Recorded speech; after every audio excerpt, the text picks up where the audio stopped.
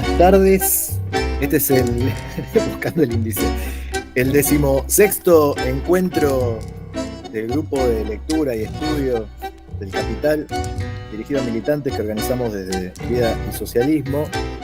Hoy nos toca trabajar con las secciones quinta y sexta del tomo 1. La sección quinta, llamada La producción del plusvalor absoluto y del relativo, y la sección sexta, dedicada al salario. Estos son los capítulos que van del 14 al 20, pero el 14 lo vimos en el encuentro pasado. Igual vamos a hacer un repaso ahora. Acá estamos entonces, sección quinta, la producción del plusvalor absoluto y del relativo, capítulo 14, que vimos en el encuentro pasado, plusvalor absoluto y relativo. El capítulo ese dice que en tanto que el proceso de trabajo es puramente individual, el mismo trabajador reúne todas las funciones que más tarde se escinden, y ahí está pensando en el proceso de trabajo en términos ahistóricos, como lo vimos cuando vimos proceso de valorización y proceso laboral. Al apropiarse individualmente para satisfacer sus finalidades vitales de objetos que se encuentran en la naturaleza, se controla a sí mismo. El individuo no puede operar sobre la naturaleza sin poner en acción sus propios músculos bajo el control de su propio cerebro. El proceso laboral unifica el trabajo de la mente y la mano, es decir, en el mismo proceso de trabajo se unifican los órganos con los que el trabajador individual realiza las tareas que le permiten satisfacer sus necesidades. Esto de manera ahistórica. Ahora bien, en condiciones capitalistas, para trabajar productivamente ahora ya no es necesario hacerlo directa y personalmente. Basta con ser órgano del obrero global, con ejecutar cualquiera de sus funciones parciales. Fíjense la analogía que traza el texto. Así como el obrero individual, en otras condiciones sociales, para satisfacer sus necesidades, hace funcionar sus órganos de manera unificada para trabajar, de la misma manera, en condiciones capitalistas, cada obrero es un órgano del obrero global. Esto para pensar el carácter siempre orgánico en el que Marx conceptualiza la sociedad, y las pocas pero muy significativas referencias a Darwin nos dan también elementos para captar esta manera orgánica de pensar la sociedad. La definición originaria de trabajo productivo brindada más arriba, trabajo productivo era lo que le permite a un individuo satisfacer sus necesidades, derivada de la propia naturaleza de la producción material, sigue siendo válida para el obrero global ahora, ya no el obrero individual. El obrero global considerado como totalidad. Pero ya no es aplicable a cada uno de sus miembros tomados singularmente. Ya no se puede hablar de trabajo productivo en condiciones capitalistas de manera individual. Siempre es por relación a una totalidad, al obrero global. Bueno, ¿y qué es trabajo productivo? Bueno, para llegar ahí, retoma Marx esto. La producción capitalista no solo es producción de mercancía, es en esencia producción de plusvalor. El obrero no produce para sí, sino para el capital. Por tanto, ya no basta con que produzca en general, tiene que producir plusvalor. Solo es productivo el trabajador que produce plusvalor para el capitalista o que sirve para la autovalorización del capital. Estas son dos maneras sinónimas de hablar, son dos maneras distintas de hablar de lo mismo. Producir plusvalor para el capitalista o servir a la autovalorización del capital no son excluyentes ni son distintas, sino que son dos maneras de hablar de lo mismo. Y acá aparece en el texto el ejemplo del maestro de escuela, que es un trabajador productivo bajo gestión privada y es un trabajador improductivo bajo gestión pública, digamos, o estatal.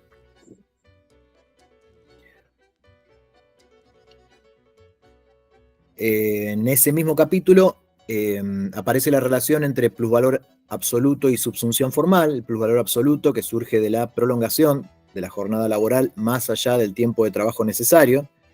Recordemos que el tiempo de trabajo necesario es el que cubre el valor de la fuerza de trabajo, o sea, la canasta de consumos. Y en esa etapa emergente del capitalismo, lo que hay es subsunción formal, que básicamente es el mismo modo de producción previo al capitalismo, sea cual fuere ese modo de producción, solo que en lugar de haber coerción directa para que los trabajadores trabajen, como ocurre en el feudalismo y en el esclavismo, coerción extraeconómica, o sea, obligación, trabajás o te mato, hay venta voluntaria de la fuerza de trabajo. En condiciones de subsunción formal, la única diferencia entre el capitalismo y los modos de producción precedentes es que en el modo de producción precedente hay coerción directa y en condiciones de subsunción formal del trabajo en el capital hay venta voluntaria de la fuerza de trabajo. Voluntaria entre comillas por, bueno, un montón de matices que hemos visto a lo largo de estas 600 páginas. Y el plusvalor relativo surge no de la prolongación de la jornada laboral más allá del tiempo de trabajo necesario, sino de la reducción del tiempo de trabajo necesario. ¿Y cómo se reduce? O sea, se mantiene la extensión de la jornada laboral, se mantiene, y se reduce el tiempo de trabajo necesario mediante el desarrollo de las fuerzas productivas. Y este desarrollo produce una reconfiguración del modo de producción, y ahí sí, ya queda el trabajo subsumido realmente en el capital. Esto que está entre corchetes son las páginas de donde saqué estas citas que son casi literales, y después compartiremos este PDF a través de la lista de difusión. Bueno, eso es el capítulo 14, lo que vimos en el encuentro pasado. En el capítulo 15, que se llama Cambio de magnitudes en el precio de la fuerza de trabajo y en el plusvalor, parece más complicado de lo que en realidad es. De entrada, el texto aclara que el valor de la fuerza de trabajo varía, el valor de la fuerza de trabajo varía según el valor de los medios de subsistencia, es decir, según el valor de la canasta de consumos, según los costos de desarrollo de esa fuerza de trabajo, o sea, la educación, y dice el texto según diferencias de naturaleza, según sea una fuerza masculina o femenina, o según sea inmadura o madura. Todo esto dando por supuesto las cientos de páginas en las que el texto habló del trabajo de las mujeres y del trabajo de los niños en las fábricas, ¿no? Y va a argumentar dando por supuestas dos cosas en este capítulo: que las mercancías se venden a su valor y que el precio de la fuerza de trabajo puede subir pero no bajar del valor de la fuerza de trabajo. Entonces, dice el texto, las magnitudes relativas del plusvalor y el precio de la fuerza de trabajo pueden cambiar debido a tres factores: la duración de la jornada laboral, la intensidad de la jornada laboral y la productividad de la jornada laboral.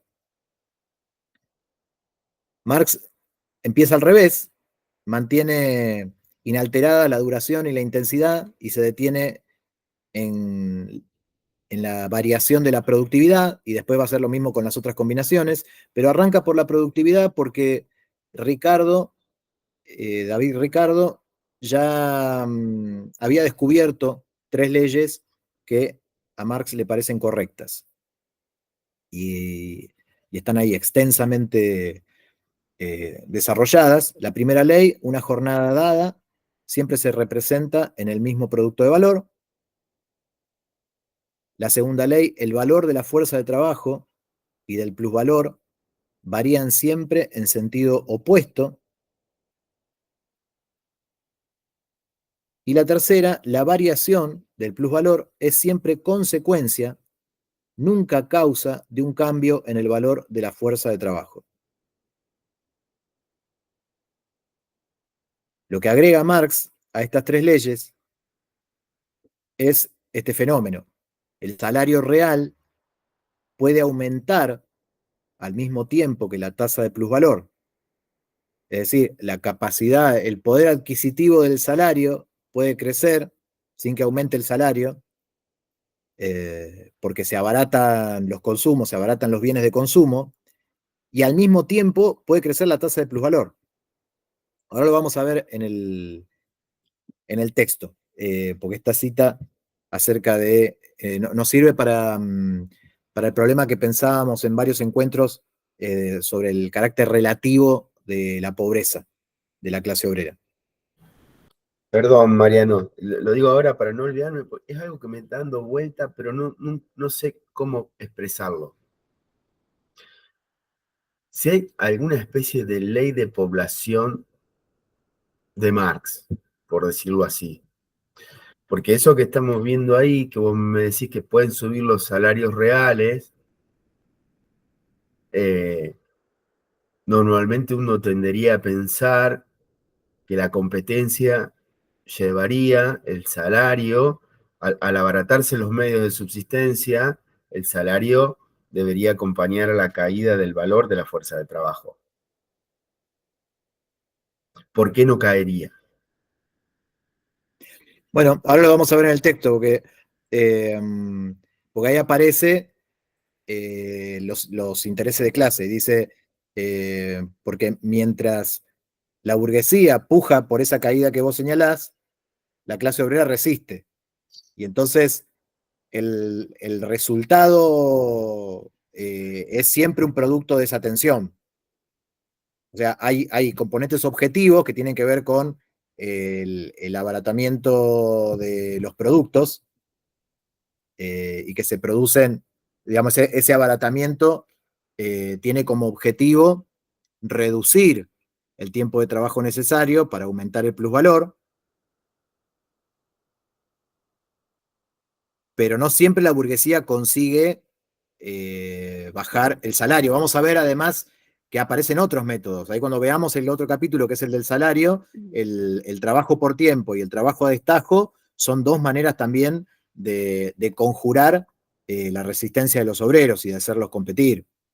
Eso ahora bueno, si me acuerdo de ver en el texto, porque como son muchas páginas, traté de resumir esta parte para pasar al capítulo del salario. Perdón, Pero pero ahí en lo que sí. menciona Ismael, ¿no se pone en juego también el desarrollo de las fuerzas productivas? O sea, ¿no es como una de las variables que posibilita que aumente el salario real junto con la tasa de plusvalor?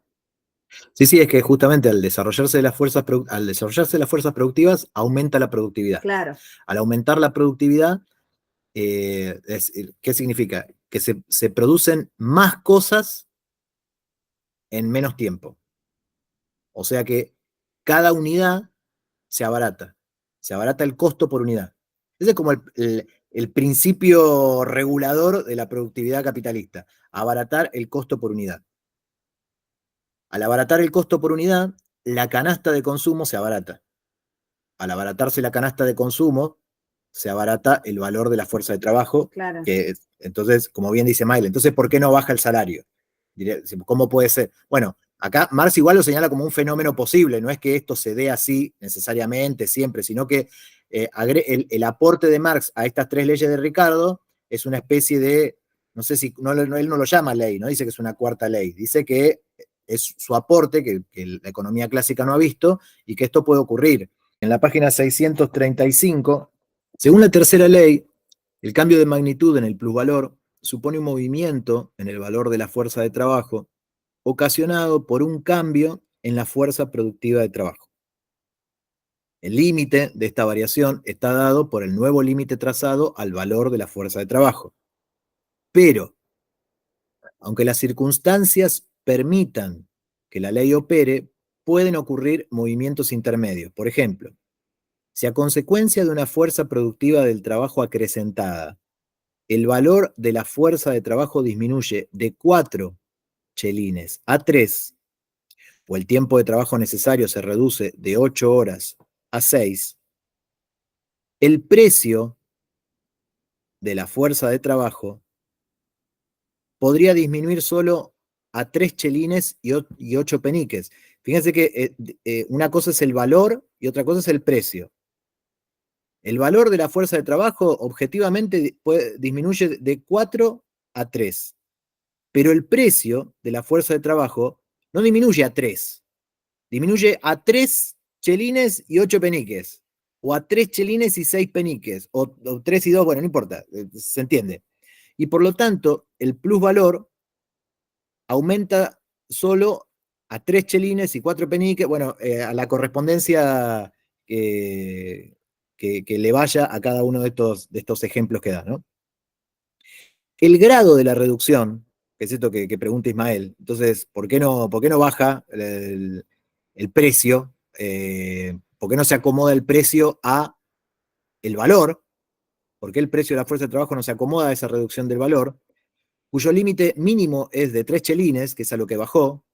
La fuerza de trabajo, supongamos que disminuye de 4 chelines a 3. Bueno, dice, el grado de la reducción, cuyo límite mínimo es de 3 chelines, estos 3 chelines de acá, que se redujo el valor, depende del peso relativo que arrojen en cada platillo de la balanza, por un lado, la presión del capital y por otro, la resistencia de los obreros. No es, eso está diciendo, hay una fuerza objetiva, que es la reducción del valor de la fuerza de trabajo, al haberse reducido la canasta de consumo, haberse reducido el valor de la canasta de consumo, se reduce el valor de la fuerza de trabajo.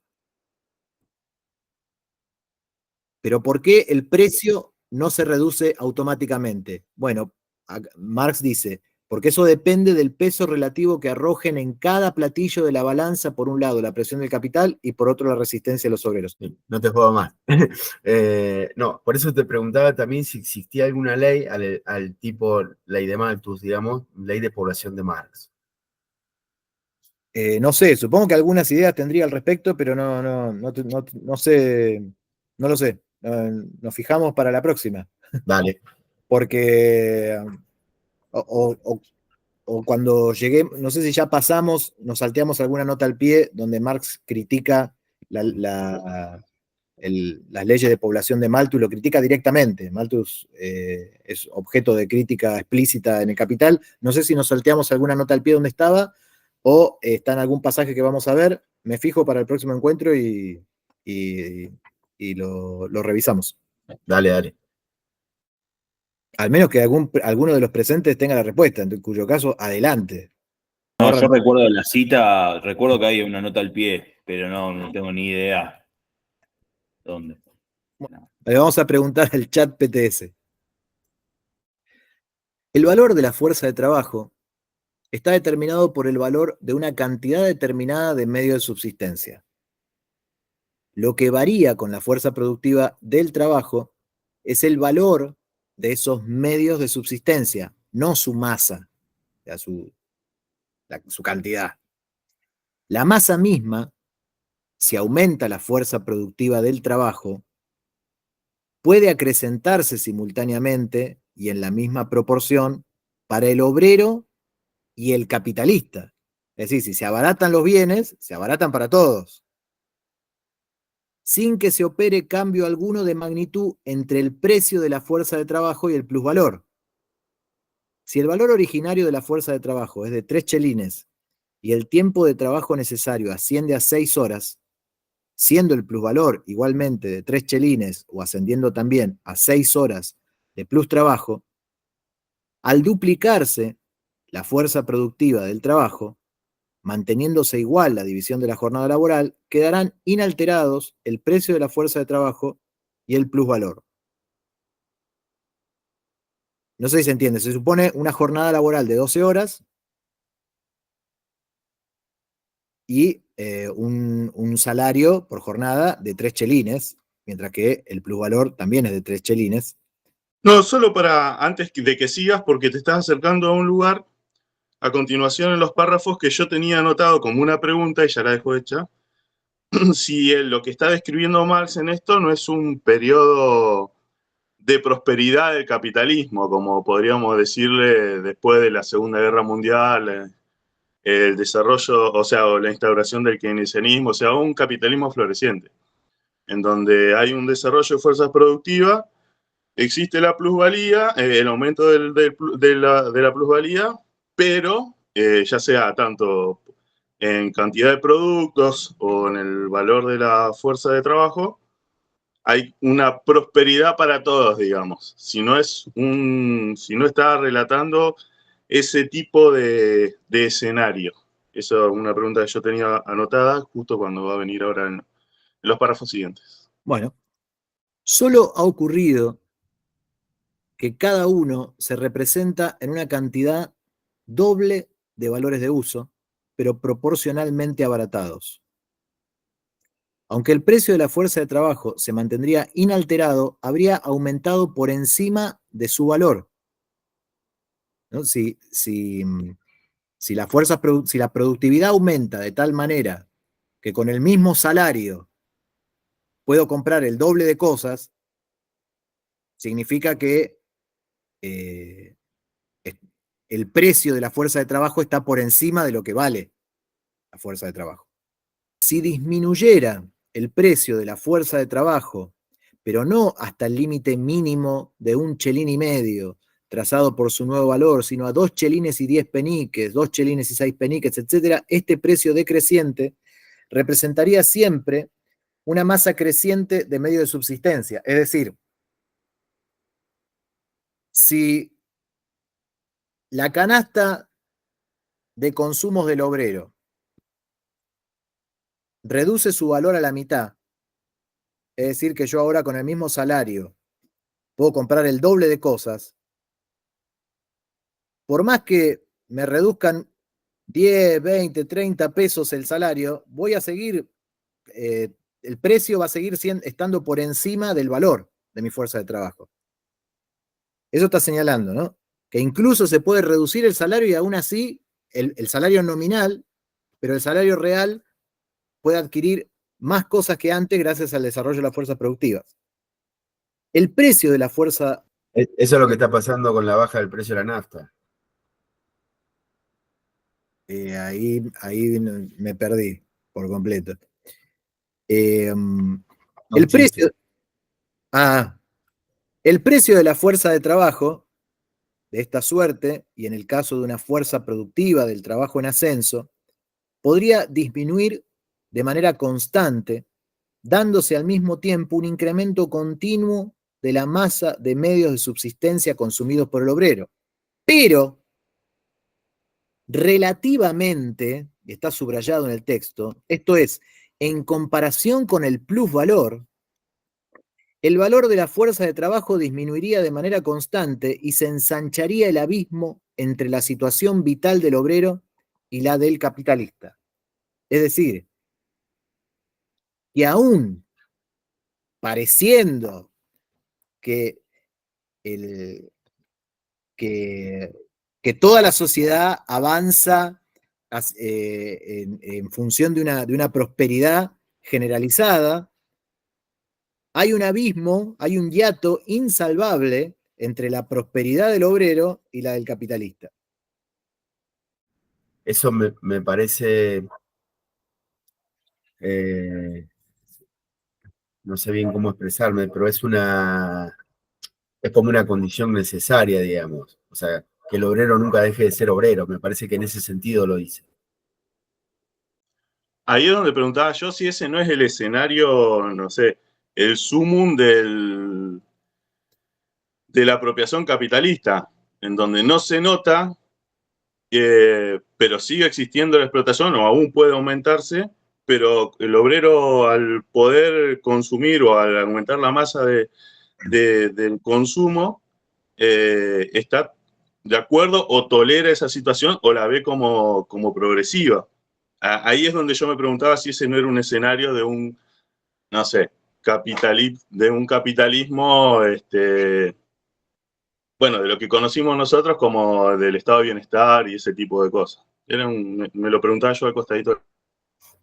Me parece que ahí Marx, antes de empezar con todo el desarrollo, aclara eso, que dice que se maneja con un modelo, digamos, un tipo de funcionamiento relativamente normal y demás. Ahora no tengo la cita, pero creo que Mariano incluso lo había nombrado. al principio de la diapositiva. Me parece que da por supuesto que, o sea, a ver, nosotros me parece que porque estamos acostumbrados a todo el quilombo de la inflación, inestabilidad monetaria, etcétera, pero me parece que él toma el modelo ideal para empezar a analizar porque a lo mejor de otra forma sería como muy complejo intentar establecer ciertos patrones de funcionamiento. Y además también está en un momento en donde el capitalismo está en pleno ascenso, digamos. Hasta 1890 va a estar en expansión casi constante, incluso después, superada la crisis de 1890, hasta 1914 va a estar como en pleno proceso de expansión. Entonces me parece que hay un poco de las dos cosas. Primero que me parece que le sirve, digamos, como un modelo teórico, digamos, para realizar su análisis, porque si no, no podría establecer ciertas leyes de funcionamiento y ciertas dinámicas de funcionamiento, y después por el momento me parece que está atravesando el capitalismo en todo el mundo. Claro, pero fíjate que en las otras variables que hay, cuando empieza a cambiar las variables, ya no es de desarrollo. No es de desarrollo del bienestar de la clase obrera, sino que empieza a suceder. Bueno, y después llega la otra en donde parece el socialismo directamente, ¿no? La última de los ejemplos. A eso me refería, pero sí, también comparto lo que decís. Bueno, la conversación sobre el párrafo me hizo recordar un escrito de Astarita sobre la crisis en Chile, el país con el mejor sueldo mínimo de Latinoamérica, gran empleabilidad, etcétera, mucho, etcétera. Pero sin embargo, la pobreza igual se nota acá, claro, porque dejamos la miseria, y la miseria se logra superar con unos pocos dólares en el bolsillo, y una condición objetiva, no tener para comer, desnutrición, hacer una población con una alta obesidad, y tener el dinero suficiente para dejar la miseria, pero no la pobreza. Pasamos de tener una buena casa en un barrio a tener la peor casa del barrio, porque todo el barrio prosperó. Siempre la pobreza es relativa, no es absoluta. La miseria es absoluta, pero se puede medir objetivamente. Estatura, desnutrición, etc. Entonces, el capitalismo descansa su captura de nuestras mentes sobre cumplir satisfacer nuestros deseos. Cuando deja de satisfacerlo, que a la grande, como pasó acá en Chile, porque a todo el mundo nos pilló por sorpresa la tremenda respuesta del pueblo de Chile de desconformidad, cuando supuestamente todos los análisis económicos decían que éramos el pueblo más contento del mundo por estar viviendo en la meca del capitalismo. Esa es mi observación respecto al párrafo. Y la cita de Astarita la tengo por ahí, pero no sé cómo compartirla. Sí, agrego que a mí me parece que el énfasis, o sea, además del análisis sutil y minucioso del texto, también está en alimentar el argumento de que el concepto de explotación no es moral. No es que uno es explotado cuando está sudando sangre bajo un látigo y cobrando 2 moneditas o un pan duro, sino que el concepto de explotación indica que hay una clase social que es propietaria de los medios para producir la riqueza y que vive del trabajo de otra clase social. ¿Sí? Bueno, diferenciar nomás entre lo que es explotación y lo que es opresión. Yo conozco muchos obreros de llamada aristocracia obrera, mi suegro, mi cuñado, que son mineros de la gran minería del cobre, que ganan muy bien y son felizmente explotados los tipos. Están contentos con los exploten y les paguen bien por esa explotación. Pero la opresión es distinto. La opresión del trabajo se vive generalmente cuando no hay mucha explotación, cuando no hay mucha plusvalía que extraer, al obrero se le explota. Se le trata en una condición con bajo el sueldo mínimo, jornadas extensas laborales, etcétera, etcétera.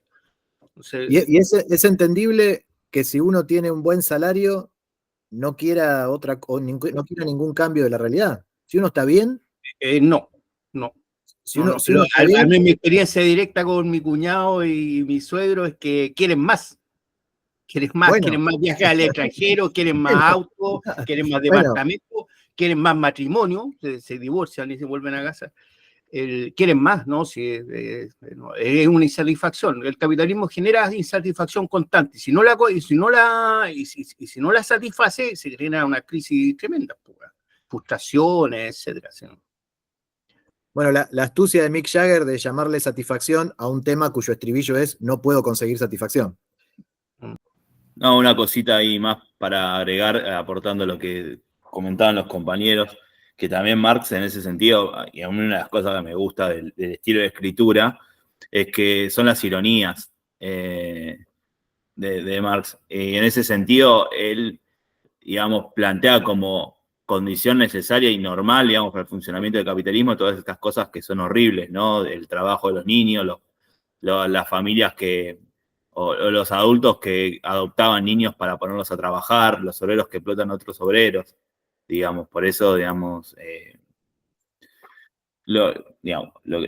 menciona como no algo por fuera del capitalismo, sino que lo que sucede es completamente normal, digamos, bajo este régimen social, ¿no? Bajo este tipo de sociedad. Así que no, eso. Promediando este capítulo, porque lo que hace el texto ahí es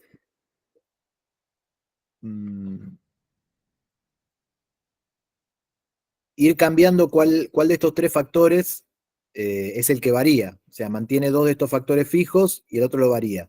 Se detiene mucho en el de la productividad, como dijimos, después hace lo mismo con la variación de la intensidad de la jornada laboral y la variación de la duración de la jornada, pero al final, cuando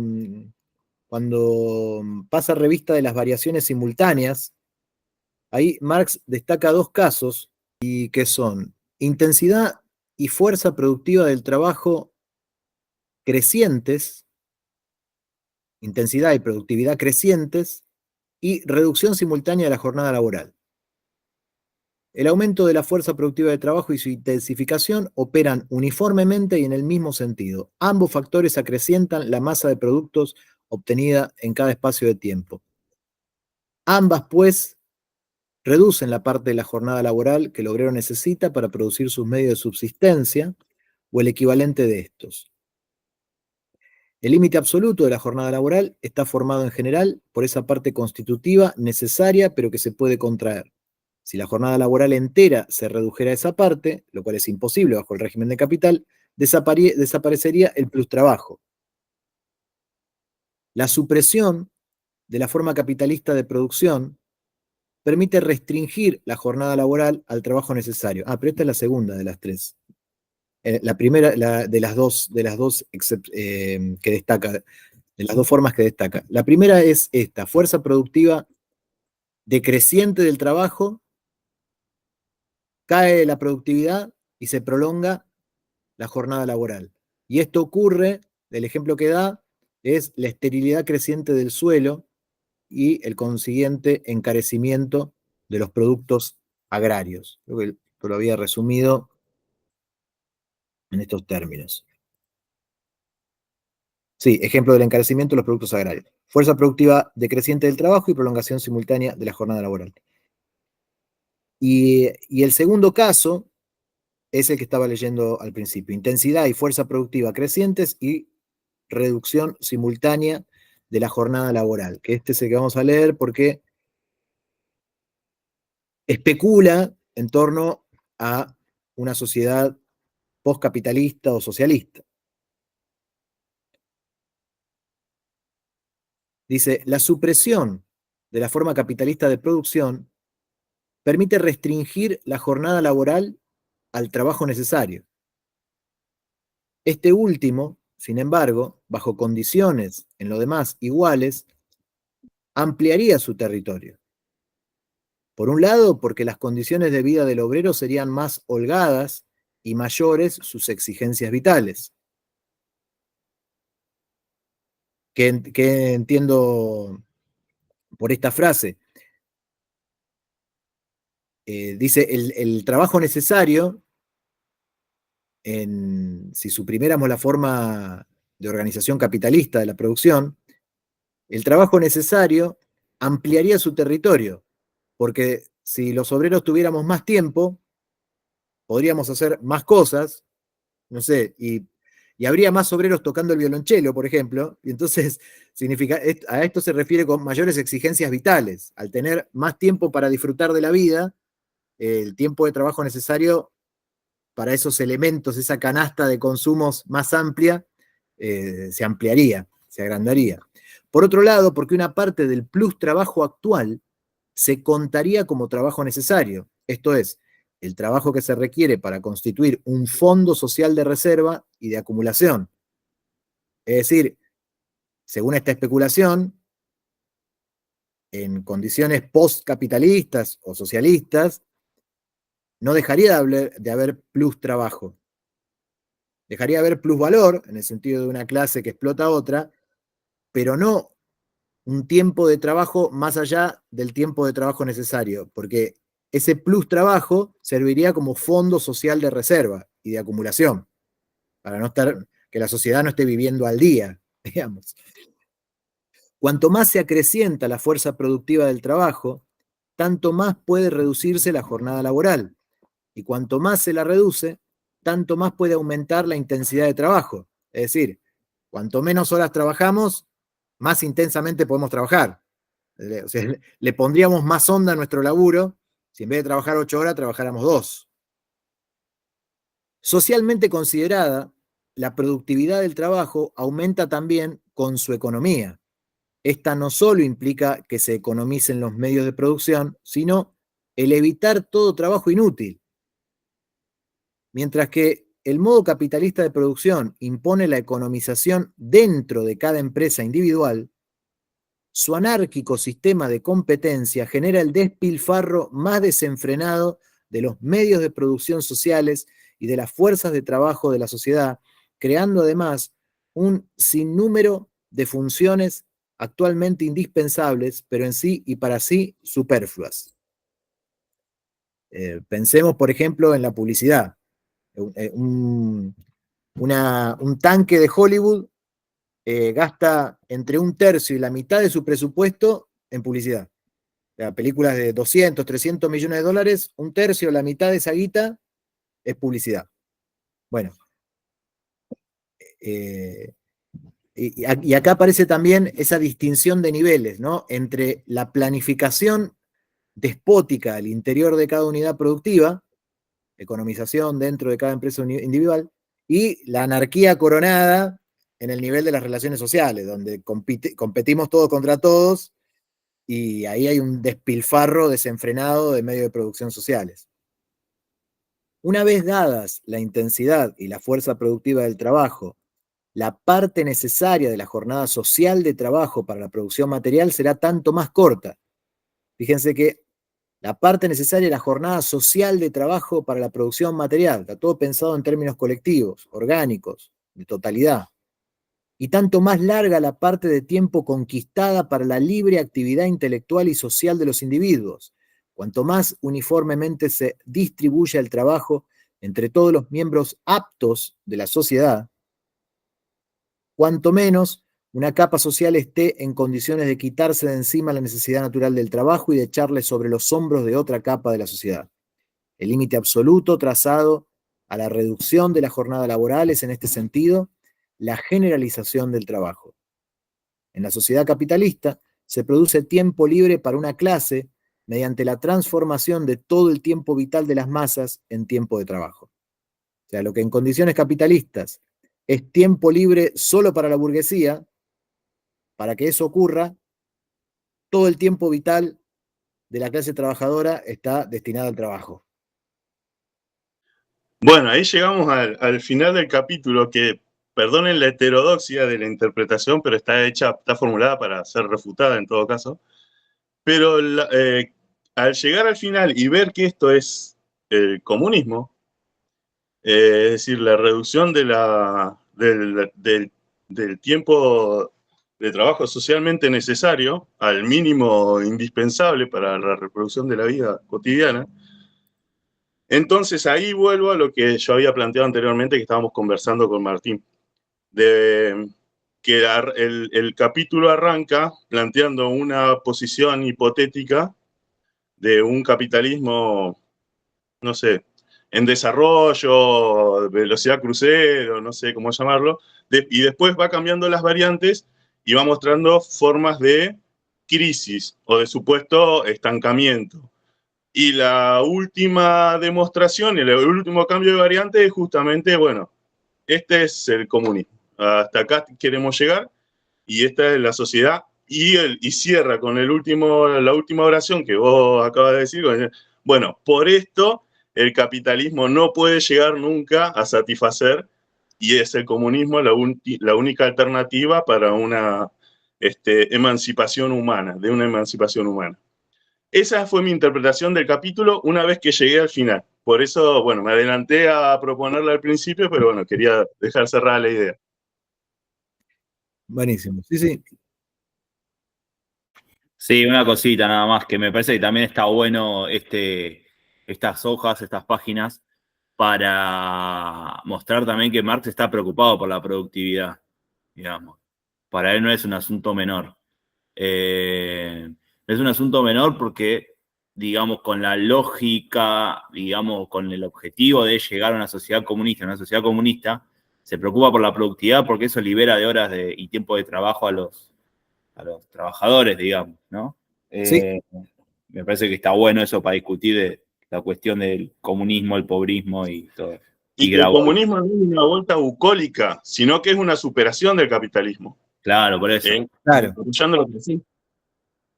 Sí, no, sí. Sí, también. Yo pensaba como ejemplo, por ejemplo, siempre me pasa cuando voy en el tren, que veo los tipos que están cuidando ahí la boletería.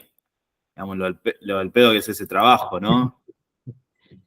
Con toda la tecnología que existe, que haya un tipo cobrando los boletos o un tipo que esté controlando ahí sentado, que la gente no salte, ¿no?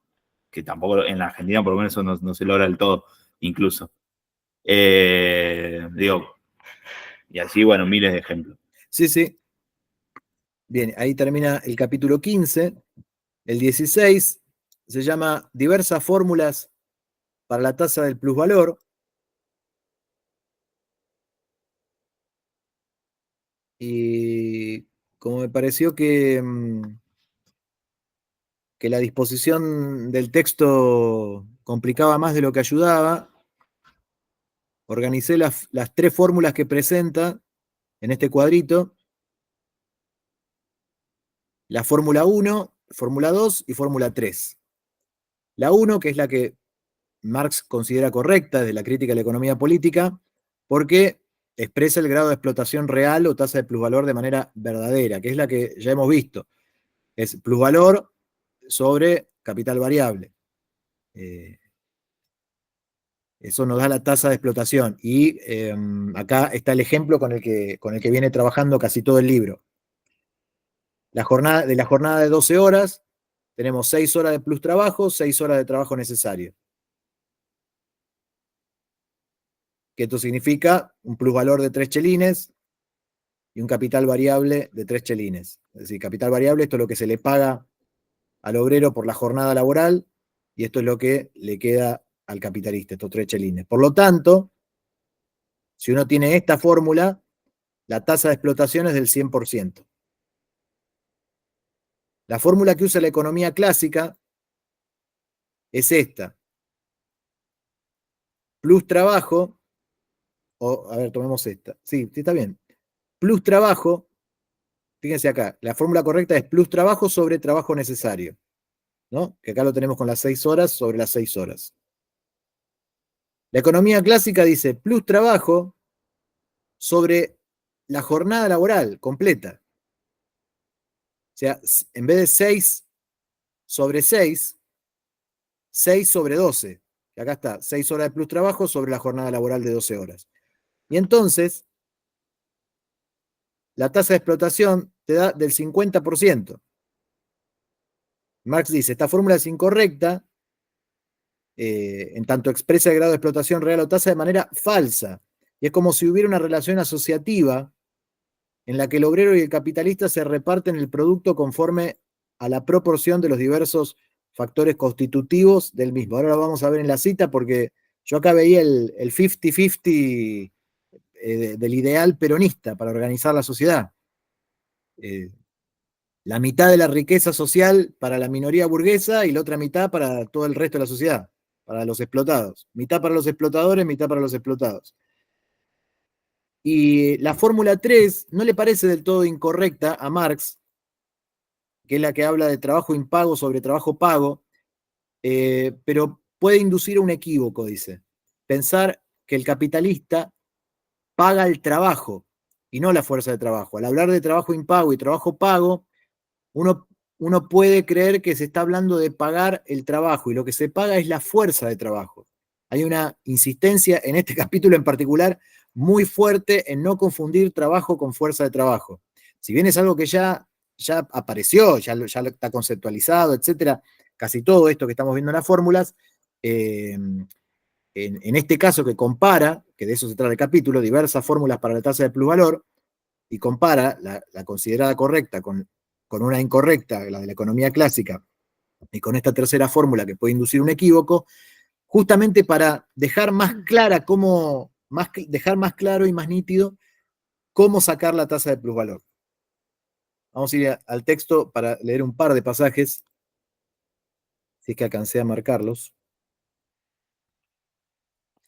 Dice el texto en la página 648. Al exponer el plusvalor y el valor de la fuerza de trabajo como fracciones del producto de valor, un modo de exposición que por lo demás brota del propio modo capitalista de producción y cuyo significado habremos de investigar más adelante, ¿no? Este modo de exposición, esta manera de entender lo que sucede, brota del propio modo capitalista de producción.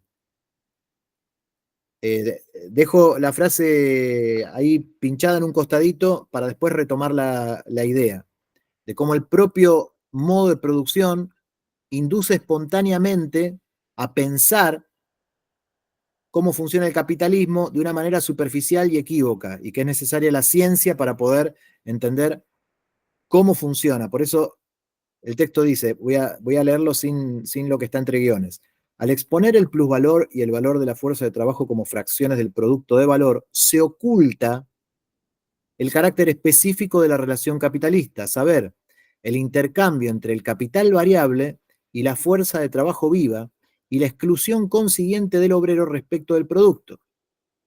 En lugar de esto, surge, así como acá dice brota, surge la falsa apariencia de una relación asociativa en la que el obrero y el capitalista se reparten el producto conforme a la proporción de los diversos factores constitutivos del mismo. Y dice acá, en la página siguiente, como si el capitalista pagara el trabajo y no la fuerza de trabajo. Desaparece si se tiene en cuenta el análisis que hiciéramos anteriormente, trabajo impago sobre trabajo pago, que es solo la expresión popular de plus trabajo sobre trabajo necesario. El capitalista paga el valor de la fuerza de trabajo, o su precio, divergente de su valor, y a cambio de ello obtiene el derecho a disponer de la fuerza viva del trabajo. Su aprovechamiento de esta fuerza de trabajo se descompone en dos periodos. Todo esto que va a decir el texto ya lo hemos visto en varios capítulos. Durante uno de esos periodos el obrero no produce más que un valor igual al valor de su fuerza de trabajo. O sea, un equivalente, la canasta de consumos. A cambio del precio adelantado de la fuerza de trabajo, el capitalista de esta suerte obtiene un producto del mismo precio. Es como si hubiera adquirido en el mercado el producto terminado.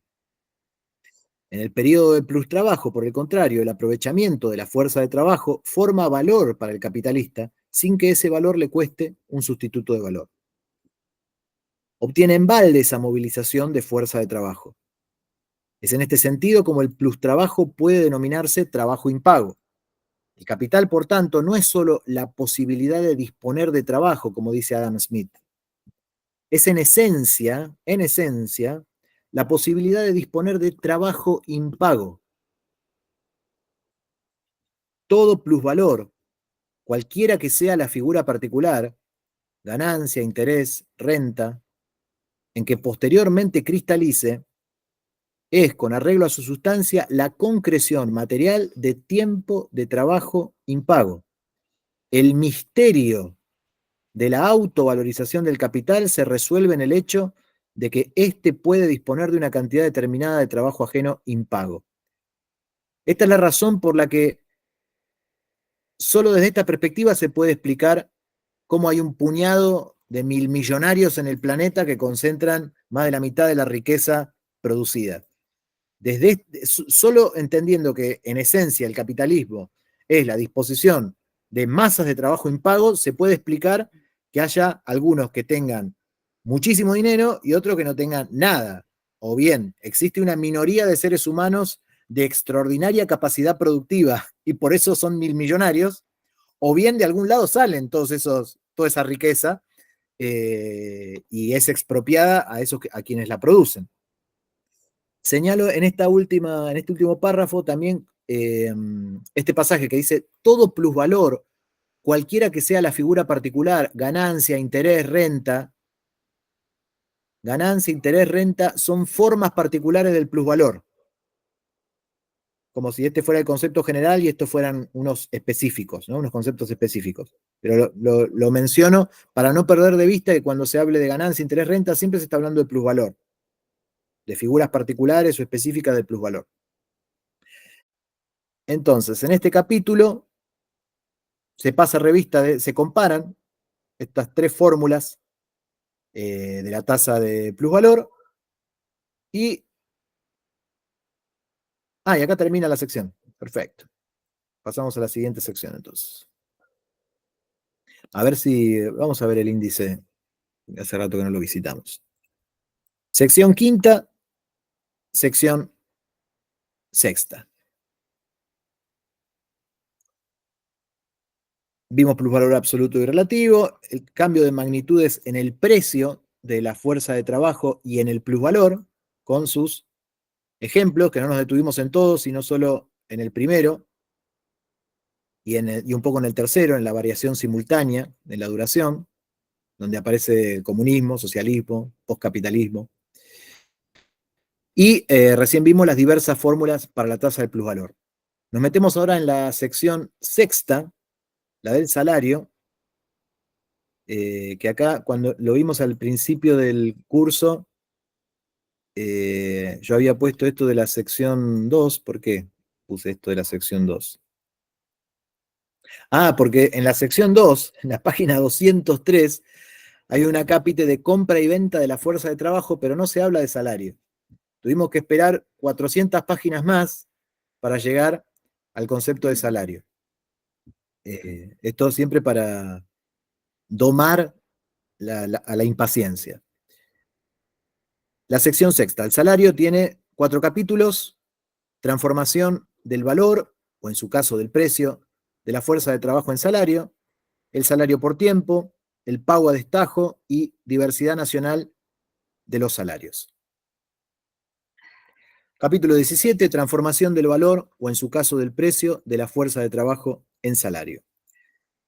En la superficie de la sociedad burguesa, el salario del obrero se pone de manifiesto como precio del trabajo, como determinada cantidad de dinero que se paga por determinada cantidad de trabajo.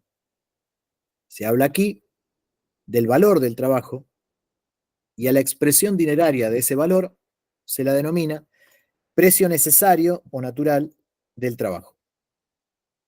Se habla, por otra parte, de los precios de mercado del trabajo, esto es, de precios que oscilan por encima o por debajo de su precio necesario. ¿Pero qué es el valor de una mercancía? La forma objetiva del trabajo social gastado en la producción de la misma. ¿Y cómo medimos la magnitud de su valor? Por la magnitud del trabajo que contiene. ¿Cómo se determinaría, pues, el valor de una jornada laboral de 12 horas?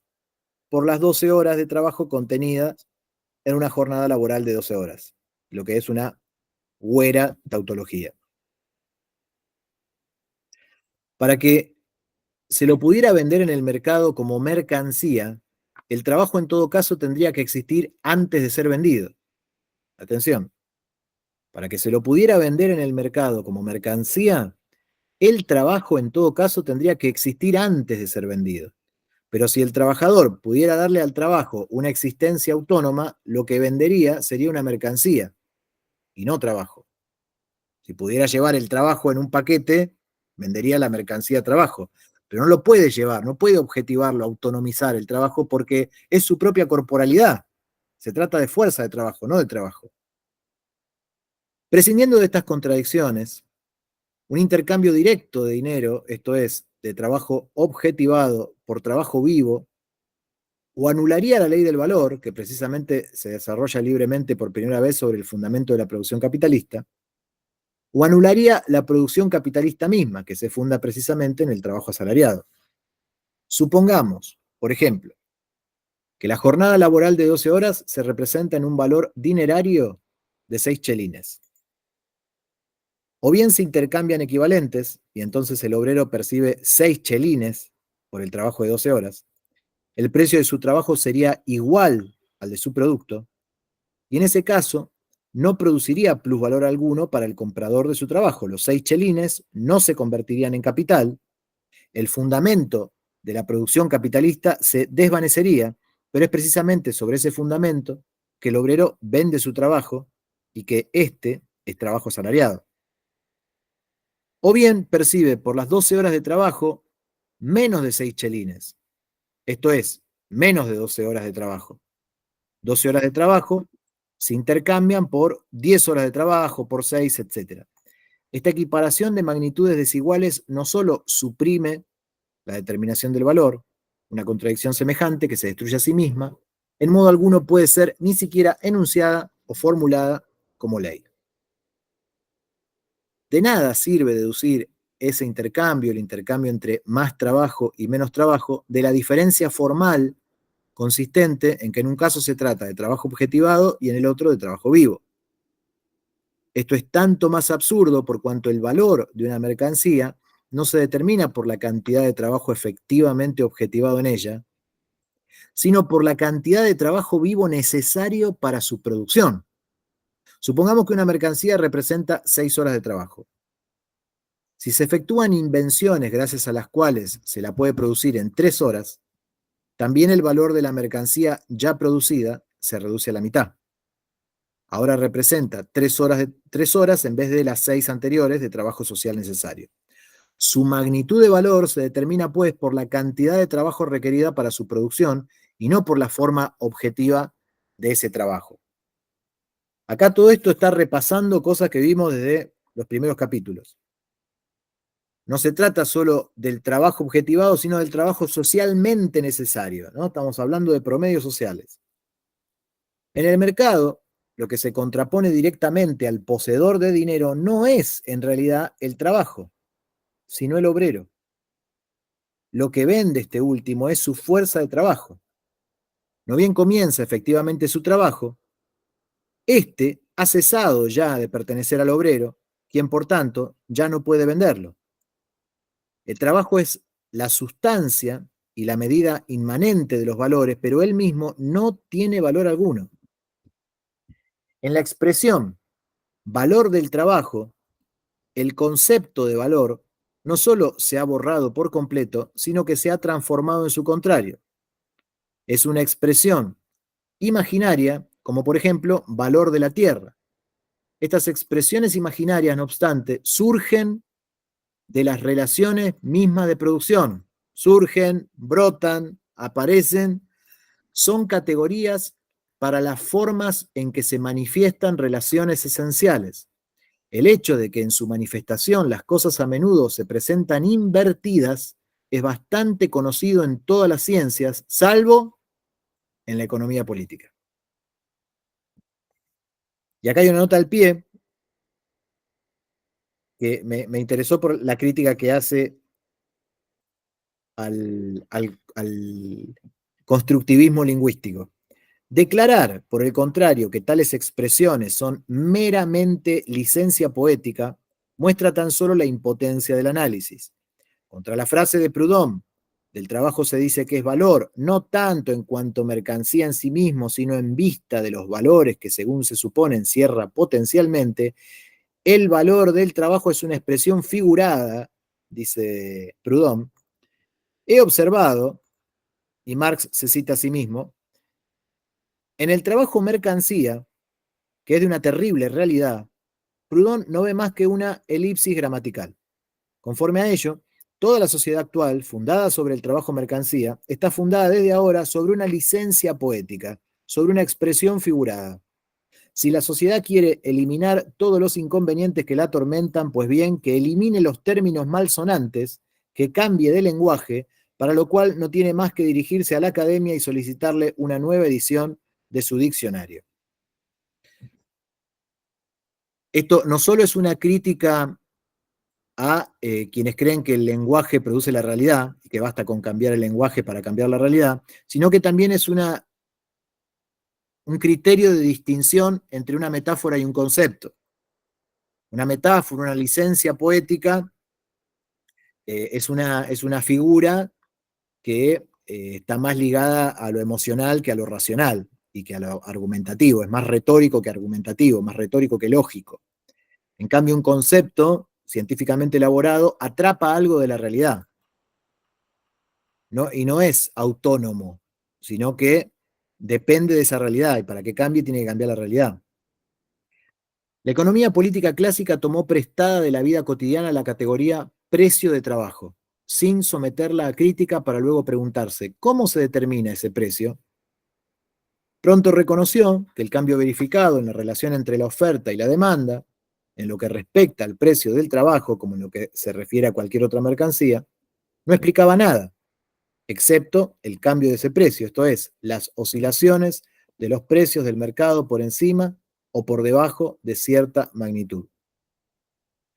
Todo esto que está señalando Marx es que la economía política tomó la categoría precio de trabajo sin criticarla, lo tomó del lenguaje vulgar, del lenguaje común, de la superficialidad misma del funcionamiento del sistema capitalista, y por lo tanto se encuentra con callejones sin salida a la hora de comprender de dónde surge ese precio, que no es del trabajo, sino de la fuerza de trabajo, del valor de la fuerza de trabajo. Entonces aquí se pregunta, ¿pero cuáles son los costos de producción del obrero? Esto es, los costos que insume la producción o reproducción del obrero mismo. Inconscientemente, la economía política sustituyó por esta la cuestión originaria, pues en lo que respecta a los costos de producción del trabajo en cuanto tales, se movía en un círculo vicioso sin adelantar un solo paso. Lo que la economía política denomina valor del trabajo, en realidad es el valor de la fuerza de trabajo que existe en la personalidad del obrero y que es tan diferente de su función del trabajo como una máquina lo es de sus operaciones. La falta de conciencia, fíjense, acá, todos estos giros que Marx necesita utilizar para comprender por qué falla tanto la economía clásica en entender cómo funciona el capitalismo. Y es que por su propia posición respecto del sistema, se elabora una ciencia fallida donde no pueden profundizar en las categorías con las que están trabajando, no pueden preguntarse por qué. Entonces, dice Marx, inconscientemente, la falta de conciencia acerca de este resultado obtenido por su propio análisis, la aceptación sin crítica de las categorías valor del trabajo, precio natural del trabajo, etcétera, como expresiones adecuadas y últimas de la relación de valor considerada, sumió a la economía política clásica, como se verá más adelante, en complicaciones y contradicciones insolubles, y brindó a la economía vulgar una base segura de operaciones para su superficialidad, que solo venera a las apariencias.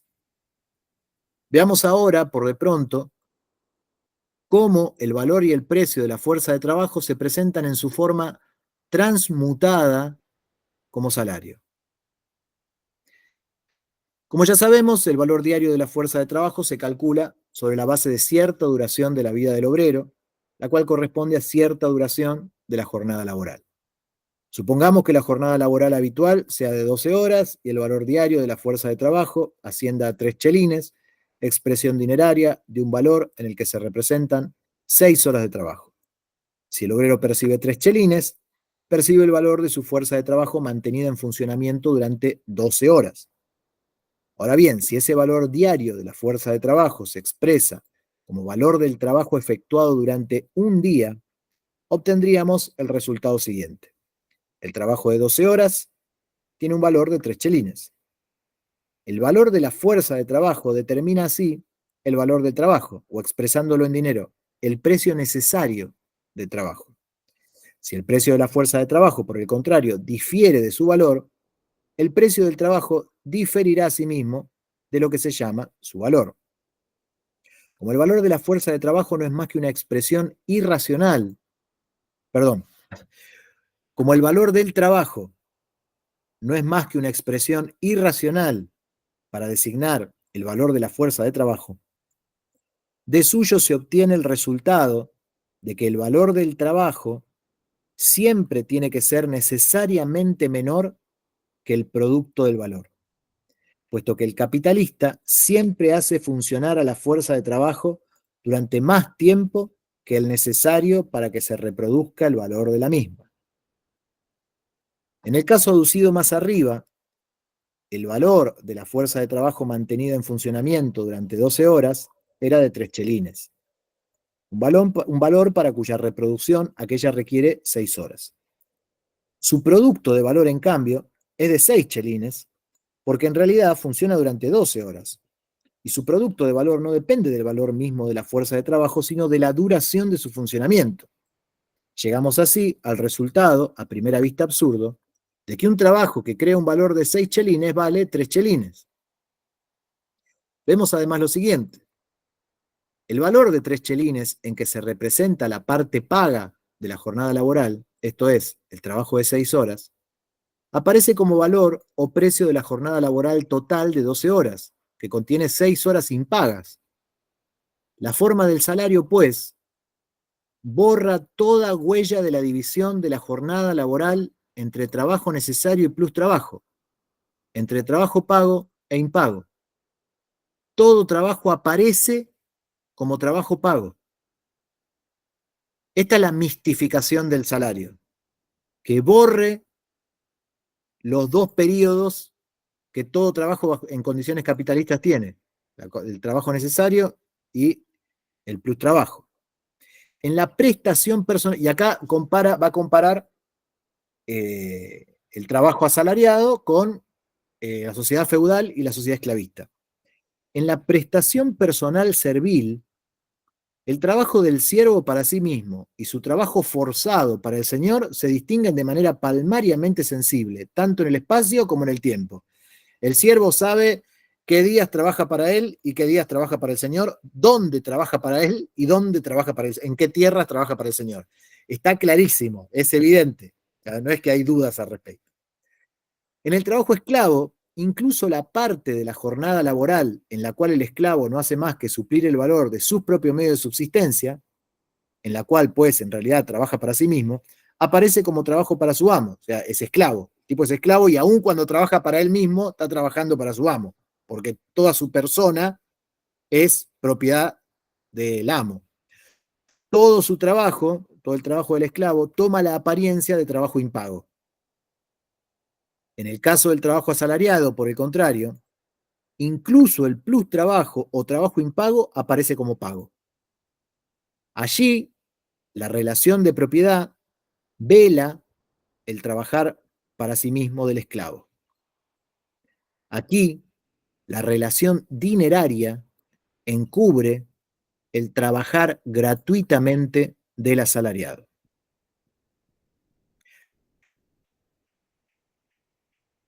Se comprende por consiguiente la importancia decisiva de la transformación del valor y precio de la fuerza de trabajo en la forma del salario, o sea, en el valor y precio del trabajo mismo.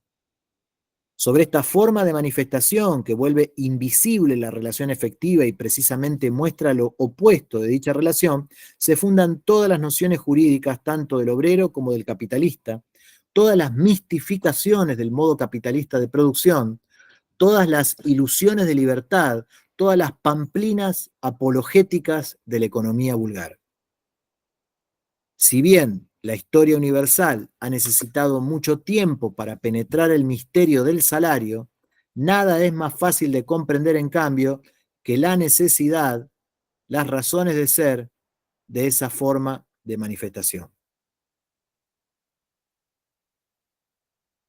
En un principio, el intercambio entre el capital y el trabajo se presenta a la observación exactamente de la misma manera que en el caso de la compra y venta de todas las demás mercancías. El comprador entrega cierta suma de dinero, el vendedor un artículo diferente del dinero. La conciencia jurídica reconoce aquí, cuando más, una diferencia material que se expresa en fórmulas jurídicamente equivalentes. Doy para que des, doy para que hagas, hago para que des, hago para que hagas. Además, como el valor de cambio y el valor de uso son, en sí y para sí, magnitudes inconmensurables, las expresiones valor del trabajo, precio del trabajo, no parecen ser más irracionales que las expresiones valor del algodón, precio del algodón. Añádase a ello que al obrero se le paga después que ha suministrado su trabajo.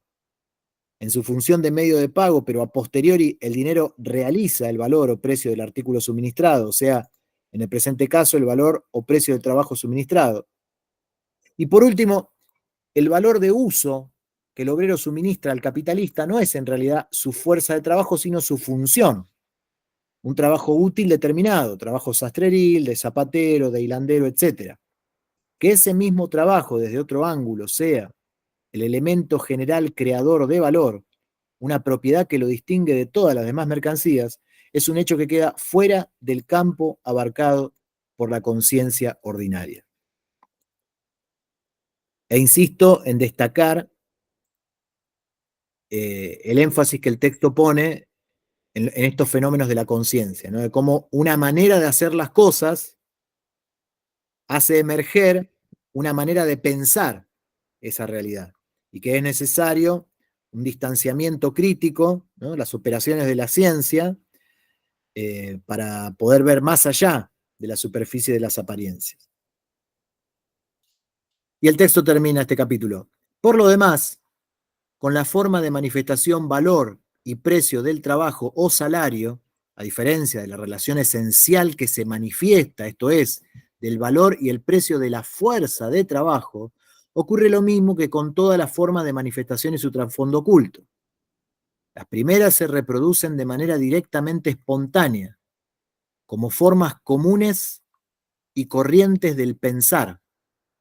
El otro tiene primeramente que ser descubierto por la ciencia.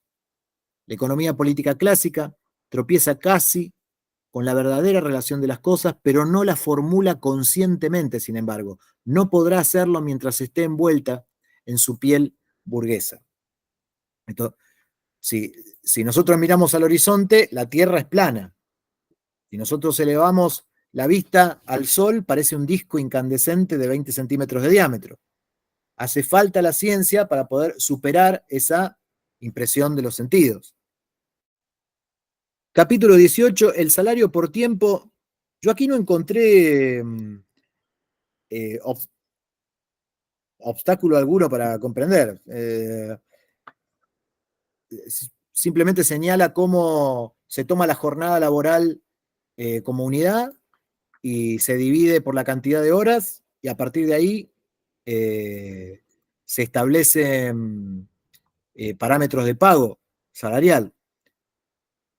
Lo mismo en cuanto al pago a destajo. En lugar de pagar por tiempo, se paga por cantidad producida. También son términos, me parece que a esta altura nosotros, como ya han pasado varias generaciones de trabajadores, comprendemos bastante. Sí, coincido con vos en el tema de la claridad de este capítulo, pero el apartado del salario a destajo sí me parece mucho más confuso, porque de vuelta remite a vos estás vendiendo un trabajo, o sea, vos vendés tantas piezas producidas, y entonces la explotación me parece que vuelve a quedar oculta, ¿sí?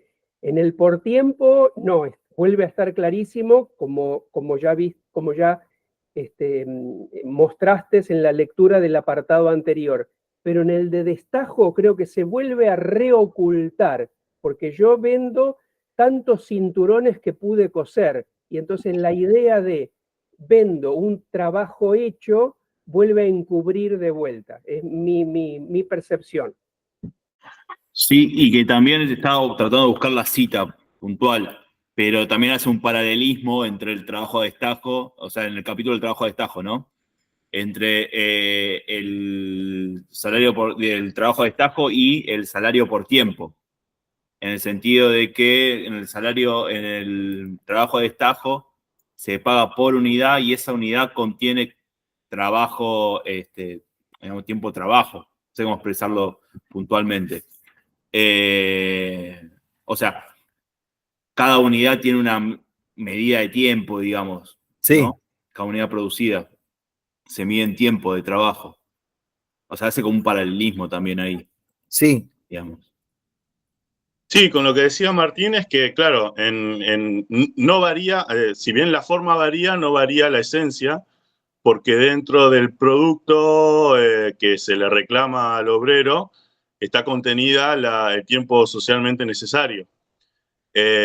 Lo que cambia sí es que en el trabajo de destajo puede haber retenciones por la calidad del producto o por la imperfección, cosa que en el trabajo por tiempo no funciona eso.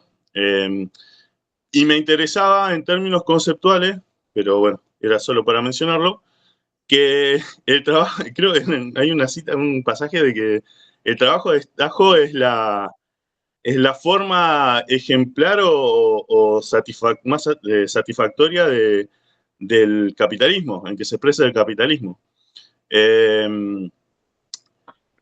Y que funciona u opera como forma de abaratar el costo de la mano de obra. Entonces ahí cumple una función social y una función en el modo de producción. Y que en momentos de crisis se ha manifestado como la forma de volver a retrotraer las conquistas obtenidas por la clase obrera en torno al salario, sobre todo. Me parecía que ahí son, no sé, pasajes interesantes para verlos en términos de funcionamiento. Es como que me da la impresión de que el trabajo de destajo tiende a ocultar esa división del tiempo de trabajo. En el salario por tiempo está claro, bueno, pongamos el 50% trabajo necesario, el otro 50% trabajo impago. Y es como decir, bueno, si vos vas haciendo trabajo impago, si vos vas haciendo trabajo por destajo en la primera media hora, y bueno, es todo trabajo pago, digamos, todo trabajo necesario. Cuando en realidad, aún el trabajo de destajo se divide en trabajo pago e impago. Es un poco la forma de ocultar eso, y después sí tiene otras herramientas ahí como que permite, digamos, ver bien, digamos, cuál es el tiempo, digamos, en el cual se pueden producir las cosas y todo eso, digamos, que eso deja más claro eso, digamos, al capitalista le sirve para saber, bueno, a ver, cuánto puede rendir, digamos, un obrero, digamos, produciendo por hora y tomarlo como parámetro para cualquier tipo de remuneración después. Claro. Sí, yo No quería sé. agregar algo. Sí, yo ya hablé, pero quería agregar, haciendo pie en lo que señaló Nahuel, coincido completamente, bueno, el texto lo menciona, ¿no? Que la forma prototípica o más perfecta del capitalismo para explotar, digamos, al trabajador es la paga a destajo. Y no solo eso, yo quería agregar este comentario, sino que además reenvía toda acción disciplinaria al propio trabajador, porque en la conciencia del trabajador está clarísimo tengo que llegar a las, no sé, 100 piezas por día, y si no llego es un problema mío, yo no estoy llegando, ¿no? Eso transforma la conciencia y, digamos, de manera que la carga del propio capataz está adentro de uno mismo, ¿no? Ese comentario, simplemente. Sí, que ahí eso mismo se menciona en el capítulo. que habla de que el trabajo a destajo permite no solamente aumentar el grado normal de intensidad de trabajo, digamos, intensifica la jornada laboral, sino que también tiene como propósito la competencia individual entre los mismos obreros, que un poco dice que el taller, cuando los obreros están reunidos en el taller, se borran un poco las diferencias individuales en pos de la productividad de ese taller. En cambio, con el trabajo a destajo, importa la producción de cada obrero y eso intensifica la competencia misma entre los obreros. Quizás el ejemplo es la clase obrera Valparaíso, quizás, ¿no? La peli. Bueno, los tipos estaban ahí meta que meta haciendo los tornos, en el torno trabajando ahí. Digamos, tiene que ver un poco con esto, ¿no? Con esta idea. Y después no me acuerdo si hay algo más. Sí, No. hoy es Rappi, ¿no? O sea, quiero decir, Rappi, Claro. los pibes Claro. con la aplicación se apuran para hacer la entrega porque cobran en función de eso. Si tienen más puntaje, les pasan más pedidos, pero creo que está clarísimo la vigencia de esto hoy son los pibes de Rappi. Claro. Y además ellos tienen un plus por trabajar los fines de semana, por trabajar de noche. Trabajar Es día como de que tienen- lluvia, trabajar en Claro. zonas inseguras. Claro. Hace un tiempo apareció, creo que, no sé si uno de los CEOs de Rappi con Mario O'Donnell, y decía algo así como que un obrero podía ganar, un repartidor de Rappi podía ganar algo así como 1.200.000 pesos por mes. Pero en realidad esos eran los tipos que por ahí estaban, digamos, en una categoría mucho más arriba que el grueso, los trabajadores, ¿no? ¿Cómo son los artículos? 1 en 1.000.000 desechados. Sí, quería, sobre todo lo que decía Martín, lo que decía, perdón, Priscila también y Alejandro, la página 678, me había ido, lo había encontrado la cita y que, bueno, pero que dice que en la época fermental y turbulenta de la gran industria, o sea, entre 1797 y 1815, sirve de palanca para prolongar la jornada laboral y abatir el salario.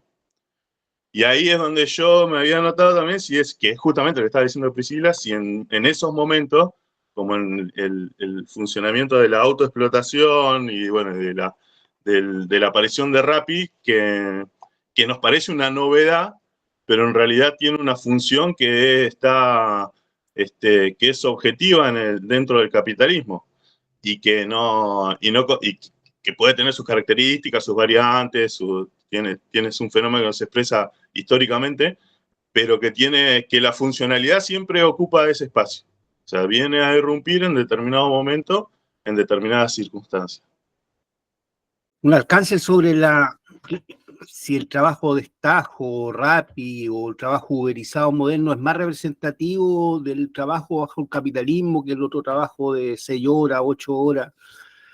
Creo que el hilo conductor para determinar una u otra situación, cuál sería el tipo de trabajo que más representaría el capitalismo hoy en día, es la plusvalía que se genera.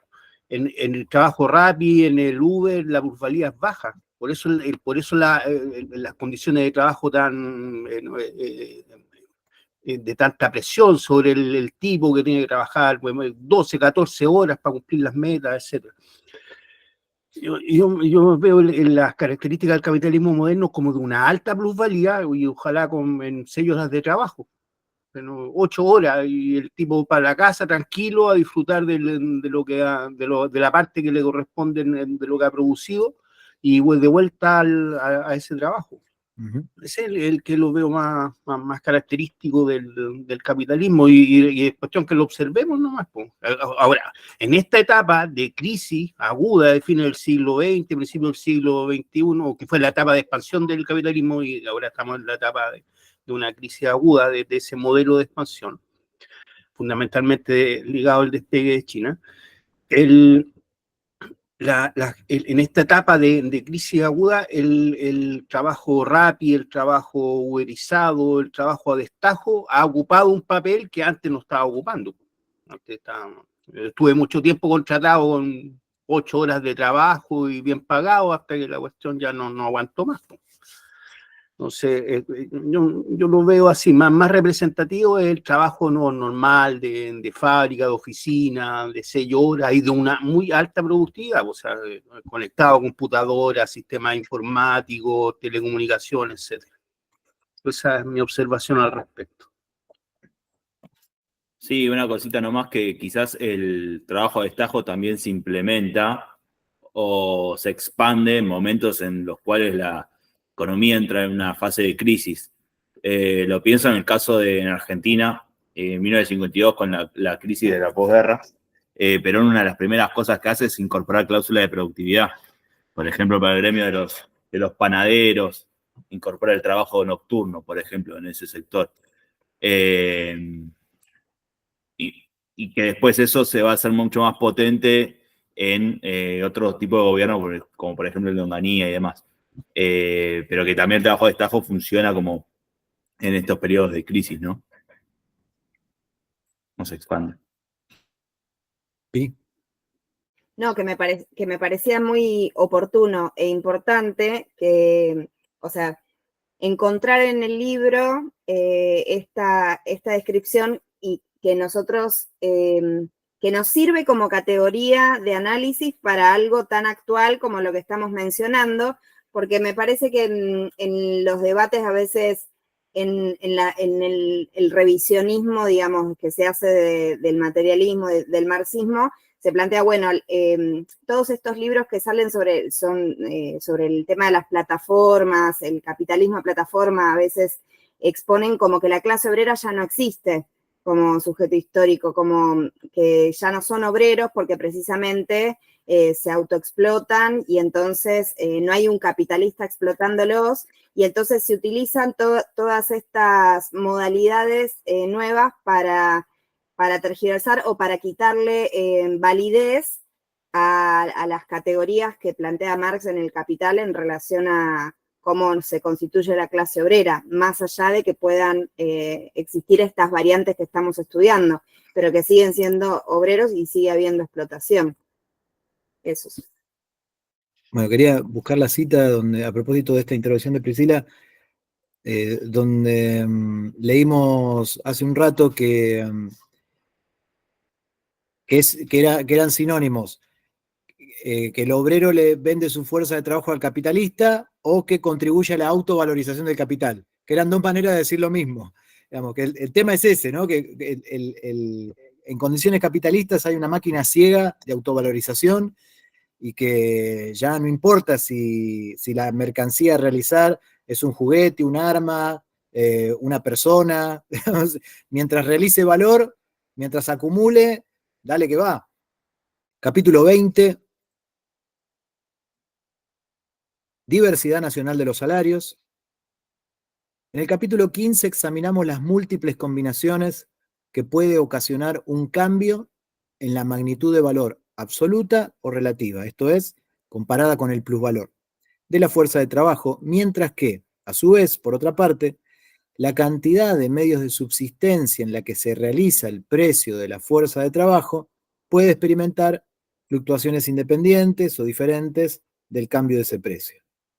Como ya hemos hecho notar, la simple traducción del valor, o en su caso del precio, de la fuerza de trabajo en la forma exotérica del salario, hace que todas aquellas leyes se transformen en leyes del movimiento del salario. Lo que dentro de este movimiento se pone de manifiesto como combinación variable puede aparecer, en el caso de diferentes países, como diversidad simultánea de los salarios nacionales. De ahí que al comparar los salarios de diversas naciones, debe tenerse en cuenta todos los factores que determinan el cambio en la magnitud de valor alcanzada por la fuerza de trabajo. Precio y volumen de las necesidades vitales elementales, naturales e históricamente desarrolladas. Costo que insume la educación del obrero. Papel desempeñado por el trabajo femenino y el infantil. Productividad del trabajo. Magnitud del mismo en extensión e intensidad. Incluso La comparación más superficial exige por de pronto reducir a jornadas laborales iguales el jornal medio que rigen las mismas industrias de diversos países. Tras esta equiparación de los jornales, se debe traducir nuevamente el salario por tiempo en pago a destajo, ya que solo este último constituye un indicador tanto de la productividad como de la intensidad del trabajo. Y aquí hay una nota que dice, en la tercera y cuarta ediciones, en lugar del pasaje que va desde aquí hasta la llamada 66 y del primer párrafo de la nota del mismo número, figura el siguiente texto. Y lo voy a leer porque es un largo texto, que es como aclaratorio de la tercera y cuarta edición del Capital. En todos los países prevalece cierta intensidad media del trabajo, por debajo de la cual en la producción de una mercancía, consume más tiempo que el socialmente necesario y no cuenta, por ende, como trabajo de calidad normal. Solo un grado de intensidad que se eleva por encima de la media nacional modifica en un país dado la medida del valor por la mera duración del tiempo de trabajo. No ocurre lo mismo en el mercado mundial, cuyas partes integrantes son los diversos países. La intensidad media del trabajo varía de país a país. Aquí es mayor, allá menor. Estas medias nacionales, pues, conforman una escala cuya unidad de medida es la unidad media del trabajo universal. En comparación, por tanto, con el trabajo nacional menos intenso, el más intenso produce más valor en el mismo tiempo, valor que se expresa en más dinero. Pero la ley del valor, en su aplicación internacional, se ve más modificada aún por el hecho de que en el mercado mundial el trabajo nacional más productivo cuenta a sí mismo como trabajo más intenso siempre y cuando la nación más productiva no se vea forzada por la competencia a reducir a su valor el precio de venta de su mercancía. En la misma medida en que se va desarrollando en un país la producción capitalista, también se elevan en él, por encima del nivel internacional, la intensidad y productividad nacionales del trabajo. Las diversas cantidades de mercancías del mismo tipo, producidas en países diferentes en el mismo tiempo de trabajo, tienen por consiguiente valores internacionales desiguales, que se expresan en precios diferentes, o sea, en sumas de dinero que difieren según los valores internacionales. El valor relativo del dinero, pues, será menor en la nación con un modo capitalista de producción más desarrollado que en aquella donde éste se haya desarrollado menos.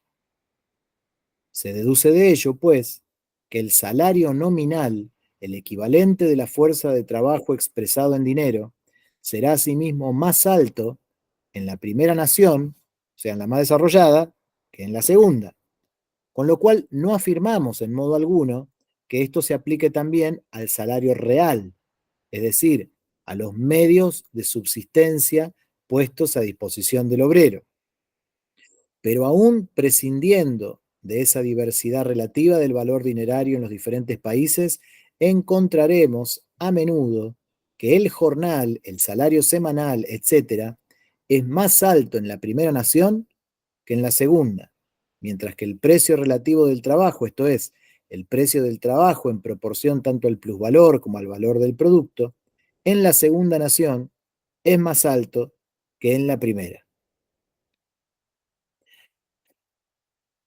J.W. Cowell, miembro de la Comisión Fabril de 1833, luego de una concienzuda investigación sobre las hilanderías, llegó a la conclusión de que en Inglaterra, para el fabricante, los salarios son virtualmente inferiores a los del continente, aunque para el obrero tal vez sean más altos que en el continente.